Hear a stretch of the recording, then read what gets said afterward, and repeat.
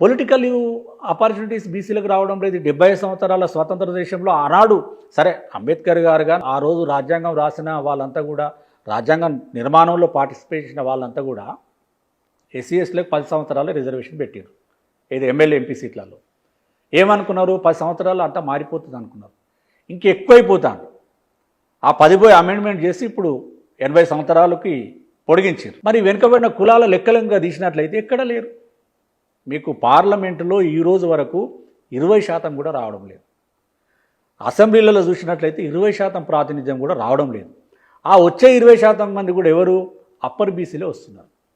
ఎందుకు ఇవాళ పొలిటికల్ పార్టీలు ఎవరి చేతుల్లో ఉన్నాయి, అగ్రకుల వాళ్ళ చేతులలో ఉన్నాయి. పొలిటికల్ పార్టీలు ఎమ్మెల్యే టికెట్ ఇవ్వాలన్నా ఎంపీ టికెట్ ఇవ్వాలన్నా ఏం చెప్తున్నారు, గెలుపు గుర్రాలు అనేది ఒక ట్యాగ్ తగిలిస్తారు.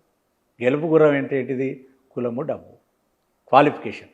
మనం ఏదైనా ఎగ్జామ్ రాయాలనుకోండి, పలానా పోస్టుకు డిగ్రీ అర్హత ఉండాలి, ఎగ్జామ్ రాయాలి, రిటర్న్ టెస్ట్లో మెరిట్ ప్రకారంగా వస్తారు. ఇక్కడ మెరిట్ ఏం పెట్టిండ్రు వీళ్ళు, అన్అఫిషియల్గా కాస్ట్ పెట్టడం వల్ల ఎంతోమందికి అవకాశం రావడం లేదు. అయితే ఇలా రాజ్యాంగంలో ఉన్నటువంటి లోపాలు లొసుగులు హైకోర్టు సుప్రీంకోర్టు వాళ్ళ న్యాయమూర్తులకు వాళ్ళ తీర్పులు చెప్పేదానిలో ఇవి సాకుగా చూపి చెప్తా ఉన్నారు. ఇప్పుడు కులగణన ఎందుకు చేస్తలేరు అనుకుంటున్నారు, కులగణన చేయరు. ఎందుకంటే నీ కులంగా చెప్పట్లే రాజ్యాంగం, తరగతిగా చెప్తున్నది.